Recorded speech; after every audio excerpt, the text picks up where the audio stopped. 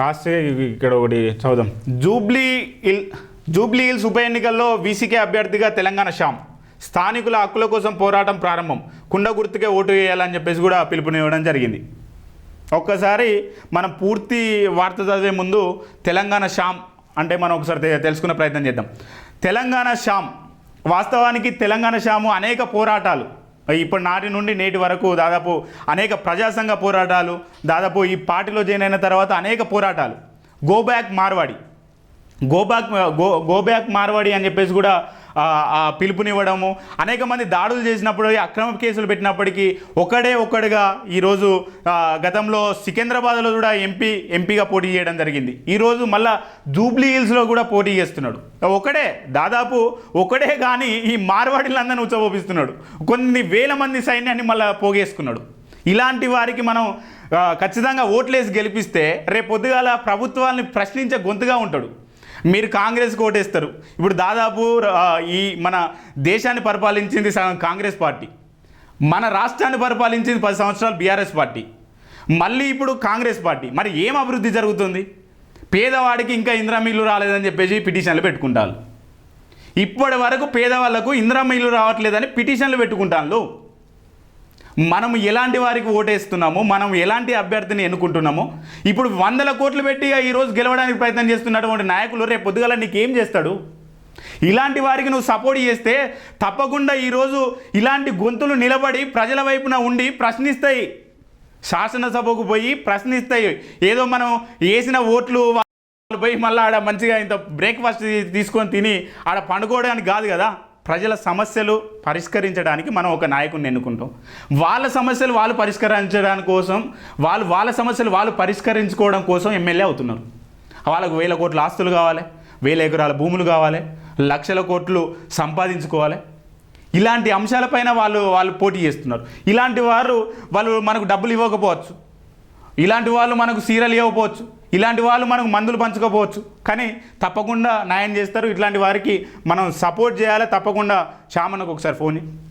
Jubilee hills నియోజకవర్గ ఉప ఎన్నికల్లో విముక్త చిరుతల కాంచి వీసీకే అభ్యర్థిగా తెలంగాణ శ్యామ్ పోటీ చేయనున్నారు. స్థానిక ఉద్యోగ, ఉపాధి, వ్యాపార హక్కుల పరిరక్షణ కోసం ఈ ఎన్నికలను చారిత్రాత్మకమైన సమరంగా మార్చాలని పార్టీ పిలుపునిచ్చింది. వీసీకే రాష్ట్ర కమిటీ ప్రకటన ప్రకారం స్థానికులకే ఉద్యోగాలు, ఉపాధిలో ఏదైతే ఉద్యోగ, ఉపాధిలో, వ్యాపారాల్లో కనీసం 80% అవకాశాలు కల్పించే చట్టం తేవాలని, అలాగే స్థానిక వ్యాపారులకు రక్షించే ప్రత్యేక చట్టం తీసుకురావాలని ఆయన అయితే డిమాండ్ చేశారు.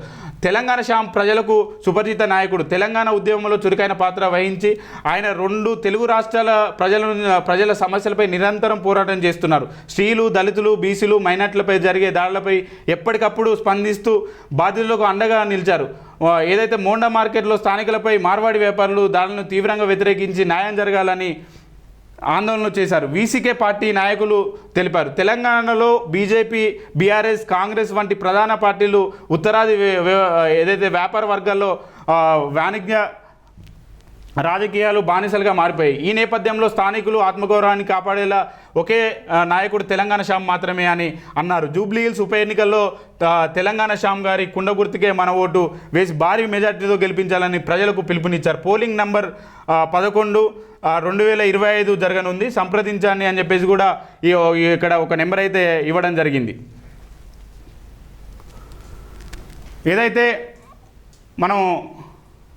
ఏదైతే జూబ్లీ హిల్స్ ఉప ఎన్నికల్లో వీసీకే అభ్యర్థిగా తెలంగాణ శ్యామ్ పోటీ చేస్తున్న నేపథ్యంలో ఖచ్చితంగా మీరు వీసీకే పార్టీని, అలానే ఏదైతే బహుజన సిద్ధాంతాలు కలిగినటువంటి పార్టీలను మీరు ఖచ్చితంగా తీసుకొని రావాలి. బహుజనవాదం అంటున్నారు, బీసీవాదం అంటున్నారు. ఇప్పుడు ఎస్సీలకు రిజర్వేషన్ అని కొంత పోరాటం ఏదైతే జరిగిందో, అలానే బీసీలకు ఏదైతే రిజర్వేషన్ కావాలని పోరాటం జరిగింది. ఇప్పుడు మార్వాడి గో బ్యాక్ అని చేస్తున్నారు. ఇదంతా చేస్తున్నారు. మరి రెడ్లు రావులు ఎందుకు రావట్లేదు ఈ పోరాటాలకు? బీసీలు రాజ్యాధికారం సాధించుకోవాలంటే బీసీలకు సంబంధించినటువంటి ఏదైతే ఎస్సీ, ఎస్టీ, బీసీ, మైనార్టీలకు సంబంధించినటువంటి నాయకులను గెలిపించుకోవడానికి బీసీలు కూడా పనిచేయాలి. అక్కడ ఉన్నటువంటి బీసీలు, నవీన్ కుమార్ యాదవ్ బీసీ కావచ్చు, ఇంకోరు బీసీ బిడ్డ కావచ్చు, కానీ వాళ్ళు ఎన్ని వేల కోట్ల ఆస్తులు ఉన్నాయి, మరి వీళ్ళకి ఎన్ని వేల కోట్ల ఆస్తులు ఉన్నాయి? వాళ్ళు 1000 కోట్ల ఆస్తులు సంపాదించుకోవడానికి, వాటిని కాపాడుకోవడానికి వాళ్ళు పోటీ చేస్తే నీకేం చేస్తారు వాళ్ళు అని చెప్పేసి కూడా ఒకసారి నువ్వు ప్రశ్న వేసుకోవాలని చెప్పేసి కూడా కోరుకుంటున్నాం. ఒక్కసారి తెలంగాణ శ్యామను లైన్లోకి తీసుకునే ప్రయత్నం చేద్దాం.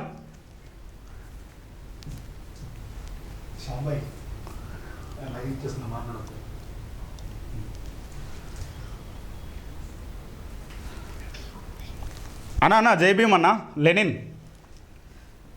హలో హలో హలో అన్నా గుడ్ మార్నింగ్, జై భీమ్ అన్న. ముందుగా కంగ్రాచులేషన్స్. గెలుపు మనం గెలవక ముందుకే దాదాపు ఈ ఏదైతే గత కాంగ్రెస్ ప్రభుత్వం ఏదైతే గతంలో పాలించిందో అలానే బీఆర్ఎస్ ప్రభుత్వం గత 10 సంవత్సరాలు ఉన్నది, వాళ్ళందరికీ ధీటుగా నువ్వు సవాల్ విసిరడం అనేది ఒక మంచి యజ్ఞంగా భావించవచ్చు అన్న. ఎట్లా ఉండబోతుందన్న మన అక్కడ జూబ్లీ హిల్స్లో ఎట్లా ఉన్నది, ప్రచారం ఎట్లా ఉండబోతుంది, ప్రజల స్పందన ఎట్లా ఉంటుంది? Thank you Lenin. ముందుగా నీకు, మీ ప్రేక్షకులకు, మీ వ్యూవర్స్ అందరికీ సామాజిక ఉద్యమాభివందనాలు, జై భీమ్. తెలంగాణ రాష్ట్రంలో ఈ బైపోల్ అనేది మనం ఏం కొని తెచ్చుకున్నది కాదు, లేకపోతే ప్రజలు కోరుకున్నది కాదు. అనారోగ్య కారణంతో మా అగంటి గోపీనాథ్ గారు చనిపోతే వచ్చినటువంటి ఈ బైపోల్ ఎలా ఉంది అంటే, కాంగ్రెస్ పార్టీ లక్షల కోట్ల రూపాయలు ఖర్చు పెట్టి తనని పతారని లేకపోతే ప్రతిష్టగా తీసుకొని ఎక్కడ ఓడిపోతే రాష్ట్ర ప్రభుత్వం అంటే చిన్న చూపు అయిపోద్ది మా ప్రభుత్వానికి ఉద్దేశంతో కోట్ల రూపాయలు ఖర్చు పెడుతుంది. బీఆర్ఎస్ ఏమో వాళ్ళ పాత సీటే కాబట్టి మా సీట్ ని మేము దక్కించుకుంటామని ప్రచారం చేస్తా ఉంది. బీజేపీ గురించి చెప్పాల్సినటువంటి పని లేదు. వాళ్ళు పొద్దున్న వేస్తే మతము, కులము, మసీదు, మందిరు, చర్చి అనేటువంటి పంచాయతీ పెట్టి ఓటర్ల దగ్గరికి వెళ్ళి వాళ్ళు ఓట్లు అడిగేటువంటి ప్రయత్నం చేస్తా ఉన్నారు. మేము మాత్రం తెలంగాణలో ఉన్నటువంటి ఈ గుజరాతీ, మార్వాడి, రాజస్థానీలు ఇక్కడ పెట్టుబడులు పెట్టి ఏవైతే స్థానిక చిరు వ్యాపారులను దెబ్బకొడతా ఉన్నారో, మా సంస్కృతి సాంప్రదాయాలను కొల్లగొడతా ఉన్నారో, తెలంగాణ తెచ్చుకున్న 10 ఏళ్లలో గతంలో దొరలేగారు అంటే తెలంగాణ రాగానే దళితుడే ముఖ్యమంత్రి అయితా అని ఒక ఆయన 10 ఏళ్ళు రాజ్యం వెళ్ళాడు దళితుడి పేరుతోని. ఇంకొక ఆయన సామాజిక న్యాయం అనేటువంటి పేరుతో రాజకీయం చేసి 42% రిజర్వేషన్స్ మేము అమలు చేస్తామని కామారెడ్డి డిక్లరేషన్ లో ప్రకటించి ఆయన మోసం చేసి రాజ్యం వెళ్తా ఉన్నారు. కాబట్టి తెలంగాణలో బలహీన వర్గాల చేతిలోకి రాజకీయ అధికారం రావాలన్నా, ఇక్కడ ఉన్నటువంటి చిన్న చిన్న వ్యాపారులు ఈ గుజరాత్, మార్వాడి దోపిడీ నుంచి బయటపడాలన్నా తెలంగాణ శ్యామ్కు ఓటేస్తే గనక ఇటువంటి అంశాలన్నిటినీ అసెంబ్లీలో నేను పెడతాను. పెద్ద ఎత్తున చర్చకొని ఈరోజు పెద్ద ఎత్తున నేను జూబ్లీ హిల్స్ ప్రజల్లోకి వెళ్తున్నాను. అయితే శ్యామన్న, మనం ఒకసారి చూసుకున్నట్లయితే 1000 కోట్ల ఆస్తులు ఉన్నటువంటి నాయకులు అక్కడ పోటీలో ఉన్నారు. దాదాపు తెలంగాణ శ్యామ్ అంటే కొంత ఏం ఆస్తి లేకపోయినా కానీ ప్రజలే ధ్యేయంగా, ప్రజల పనులే లక్ష్యంగా సాగుతున్నటువంటి నీ కొన్ని వీడియోలైనా నీ పోరాటమైనా మనం చూడవచ్చు. మరి ఇట్లాంటి డబ్బు ఉన్నటువంటి పార్టీలను దీటుకునే సత్తా తెలంగాణ శ్యామ్కుందా? అంటే ఒకటి తమ్ముడు, అన్ని చోట్ల డబ్బులే ఏమంటారు పనిచేస్తాయని నేను అనుకోవట్లేదు. నేనేమంటున్నానంటే ఎస్, డబ్బులు కూడా కావాలి. దేనికి కావాలి? డబ్బులు నాకు కరపత్రాలకు కావాలి, డబ్బులు నాకు భోజనం చేయడానికి కావాలి, డబ్బులు మనము మంచినీళ్ళు కొనుక్కోవడానికి, అంటే పాదయాత్రలో పనిచేసేటప్పుడు నా వెనకాల వచ్చే వాళ్ళకు ఏమంటారు వాటర్ తాగడానికో లేకపోతే టీ తాగడానికో, మనం ఓ పూట పొద్దున టిఫిన్, మధ్యాహ్నం లంచ్, నైట్ డిన్నర్ కు ఓ ప్రజా రథానికి, ఇటువంటి వాటికి నన్ను ప్రేమించేటువంటి వ్యక్తులు 5-10 వాళ్ళు ఇష్టపూర్వకంగా ఇచ్చి అన్నా మీరు పోటీ చేయండి అని వాస్తవం చెప్పాలంటే నా నామినేషన్ డబ్బులు కూడా నాతో చదువుకున్నటువంటి ఒక సీనియర్ అన్న మేము ఎక్కడైతే చదువుకున్నామో ఆయనే ఇచ్చారు తప్ప మేము డబ్బులు పంచి ఓట్లు కొనుక్కునేటువంటి ఏదైతే ఇది ఉందో దాన్ని కొల్లడం కొట్టడం కోసమే వచ్చాం తమ్ముడు. నిజంగా డబ్బులే అది రాజకీయాలని శాసిస్తాయి, ఎమ్మెల్యేలను ఎంపీలను చేస్తాయి అని అనుకుంటే నేను గుమ్మడి నర్సయ్యని ఆదర్శంగా తీసుకొని రాజకీయాల్లోకి వచ్చినటువంటి వ్యక్తిని. మన ఛానల్ వేదికగా మళ్ళీ చెప్తున్నాను, ఖమ్మం వరంగల్ సరిహద్దు ప్రాంతం బయ్యారం మండలం వినోబాబ్ నగర్ అనేటువంటి చిన్న పల్లెటూరు నుంచి ఒక బలహీన వర్గాలుగా బిడ్డగా నేను రాజకీయాల్లోకి వచ్చినటువంటి వ్యక్తిని. నాకు డబ్బులే కావాలనుకుంటే కనుక చాలా మంది తెలంగాణ ఉన్నటువంటి ప్రజలు ఇస్తారు. నేను డబ్బుల మీద ఎప్పుడు ప్రేమను పెంచుకోలేదు. ప్రజల ఈ అనుభవిస్తున్నటువంటి బాధలు, సమాజంలో ఉన్నటువంటి అనేక రుగ్మతల మీద ఎప్పటి నుంచో కొట్లాడుతా ఉన్నాను. సో ఇటువంటి రుగ్మతలన్నీ పోవాలి, దోపిడీ ఆధిపత్య పార్టీల ఇది ఏదైతే ఉందో అది పోవాలన్నటువంటి ఉద్దేశంతో నేను ప్రజల్లోకి వెళ్తున్నా. డబ్బులు వాళ్ళు పెడతారు తమదు, కానీ జూబ్లీ హిల్స్ ప్రజలకు నేను ఏం చెప్పదలుచుకున్నానంటే డబ్బుల కోటేయకండి. ఈ దొంగ రాజకీయ పార్టీలు, ఈ ఆధిపత్య పార్టీలు ఎప్పుడు డబ్బులు పంచుతాయి, మద్యం పంచుతాయి, ప్రలోభాలు పెడతాయి, లేకపోతే చీరలు ఇస్తాము, జాకెట్ ఇస్తామని రకరకాల ఇటువంటి చేస్తారు. కాబట్టి వాళ్ళంతా దోపిడీదారులు. వాళ్ళు డబ్బులు ఇచ్చేది మళ్ళీ మీ దగ్గర నుంచి డబ్బు దోచుకోవడానికి 5 పెట్టి వాడు 10 వసూలు చేస్తాడు. కాబట్టి ప్రజలారా మీరు మీ ఓటును అమ్ముకోకండి. మీరు నాకు ఓటేసినట్టయితే గనక మీ నియోజకవర్గంలో ఉన్నటువంటి ప్రతి సమస్య పైన నేను అసెంబ్లీలో కొట్లాడడానికి మీరు నాకు అవకాశం ఇచ్చిన వాళ్ళు అవుతారు. ఇప్పుడు ఏదైతే ప్రచారం ఎట్లా సాగుతున్నది, ప్రజల నుంచి ఎట్లయితే ఎలాంటి స్పందన వస్తుందన్న? మీరు ఏమన్నా ప్రచారంలో పాల్గొన్నారా? ఇప్పటి వరకు ఎట్లాంటి స్పందన ఉన్నది ప్రజల నుండి? పాల్గొన్నాను తమ్ముడు. నేను రహమత్ నగర్ లేకపోతే మన ఏమంటారు జయశంకర్ కాలనీ అని చెప్పేసి అక్కడ ఉంటది, కార్మిక నగరు, ఆ బస్తీలన్నీ అక్కడ ఉన్నటువంటి బస్తీలన్నీ, రాజీవ్ కాలనీ, ఇదంతా యూసఫ్ గూడ, చెక్ పోస్ట్, కృష్ణానగరు, ఇదంతా నేను తిరిగేసి వచ్చాను. ఎక్కడ కూడా డెవలప్మెంట్ లేదు. ఒక పక్కన నిన్న బీజేపీ కిషన్ రెడ్డి ఇద్దరు కేంద్ర మంత్రులు బండి సంజయ్ కూడా వచ్చారు. వాళ్ళు ఏం చెప్తున్నారు ప్రచారంలో అని అంటే, మన ఛానల్ వేదిక కూడా ప్రజలకు తెలియాలి. అరే జూబ్లీ హిల్స్ లో గెలిస్తే పక్కన బంజారా హిల్స్ పెద్దమ్మ గుడి ఏదైతే కూలిపోయిందో దాన్ని కట్టిస్తా ఉంటాడు బండి సంజయ్. అభివృద్ధి గురించి మాట్లాడాలి కదా. అక్కడ డ్రైనేజ్ సిస్టమ్ ఉంది. ఆ సెగ్మెంట్ కు కిషన్ రెడ్డి గారు గత 10 ఏళ్ల నుంచి మంత్రిగా ఉన్నాడు. కేంద్రం నుంచి నిధులు తీసుకొచ్చి నీ సెగ్మెంట్ లో ఉన్నటువంటి జూబ్లీ హిల్స్ నియోజకవర్గాన్ని నువ్వు అభివృద్ధి చేయకుండా నేను ఇక్కడ గెలిపిస్తే పక్కన ఉన్నటువంటి పెద్దమ్మ గుడి కట్టిస్తా, చిన్నమ్మ గుడి కట్టిస్తా అంటున్నావు. పెద్దమ్మ గుడికి చిన్నమ్మ గుడికి నీకేం సంబంధం? ప్రజలకు కావాల్సింది పెద్దమ్మ గుడో, చిన్నమ్మ గుడో, చర్చో, మందిరో, మసీదో కాదు కదా లెనిన్. అక్కడ ప్రజలకు కావాల్సింది వాళ్ళందరూ చిరు వ్యాపారులు ఉన్నారు. వాళ్ళకి నువ్వు అండగా ఉంటావా ఉండవా? మేము చేస్తున్నటువంటి వర్తక వ్యాపార చట్టం తేవాలి, స్థానికస్తులకే ఉద్యోగ ఉపాధి అవకాశాలను కల్పించాలనేటువంటి ఓ చట్టాన్ని తీసుకురావాలి. Marwadi, Gujarati culture go back అని పెద్ద ఎత్తున ఉద్యమం చేస్తా ఉన్నాం. దీనికి పెద్ద ఎత్తున తెలంగాణ సమాజం నుంచి మద్దతు వస్తా ఉంది. ఇది నువ్వు తెలంగాణ ప్రజల గురించి మాట్లాడకుండా మసీదు, మందిరని ఇది చేస్తారు వాళ్ళు. సో ఈ రకంగా మేము ప్రచారంకి వెళ్తుంటే అక్కడ ఉన్నటువంటి వాళ్ళు ఈ రకంగా ప్రచారంకి వెళ్తా ఉన్నారు. నిన్ననే నామినేషన్ కంప్లీట్ అయిపోయింది లేని అంటే ప్రజల నుంచి మంచి స్పందన ఉంది. మేమైతే బై వాక్ నడుచుకుంటూ వెళ్ళి నిన్న ప్రచారం చేసాము. ఇప్పుడే స్టార్ట్ చేశాం కదా, ఇంకా రానున్నటువంటి రోజుల్లో పెద్దగా ప్రచారంలోకి వెళ్ళబోతున్నాం. అయితే ఒకటి చివరిగా, ఏదైతే బీఆర్ఎస్ ప్రభుత్వం గత 10 సంవత్సరాలుగా అధికారంలో ఉంది, జూబ్లీ హిల్స్, బంజారా హిల్స్ కు సంబంధించినటువంటి ఏదైతే నాలాకు సంబంధించినటువంటి కొన్ని ఇష్యూస్ ఉంటాయి, అట్లానే బస్తీ వాసులు ఉంటారు. అయితే ఇప్పుడు కాంగ్రెస్ పార్టీ శ్రీశైలం యాదవ్ అనేక మందికి సేవ చేశాడని చెప్పేసి కూడా కాంగ్రెస్ పార్టీ చెప్తున్నది. బీజేపీ వచ్చేసి ఏమంటుంది, మమ్మల్ని గెలిపిస్తే ఖచ్చితంగా గుడులు కట్టిస్తామని చెప్పేసి బీజేపీ అంటుంది. మీరు ఖచ్చితంగా హిందుత్వాన్ని కొంత బలోపేతం చేయాలని చెప్పేసి కూడా బీజేపీ ప్రయత్నం చేస్తున్నది. మరి ఈ 10 సంవత్సరాల అధికారంలో ఉన్నటువంటి బీజేపీ ఏదైతే బీఆర్ఎస్ ఏదైతే ఉందో, మరి బస్తీలను అలానే వీటినన్నింటినీ మెరుగుపరిచింది అనుకోవచ్చా? అసలు ఎట్లా ఉన్నది జూబ్లీ హిల్స్ పరిస్థితి?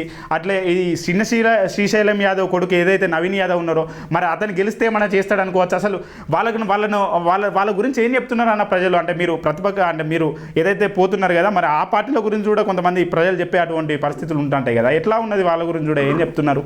ఒకటి ప్రజలు ఏం చెప్తా ఉన్నారంటే, చిన్న శ్రీశైలం యాదవ్ పైన అనేక రకాల నేర ఆరోపణలు ఉన్నాయి. గతంలో నేర ఆరోపణలే కాదు, ఎవిడెన్స్ తో సహా ఆయన చరిత్ర గురించి మనం చెప్పుకోవాల్సినట్టు అక్కర్లేదు. నిజంగా ఒక బీసీ బిడ్డను గెలిపియాలి అనుకుంటే గనక నవీన్ యాదవ్ ఒక్కడే లేడు కదా.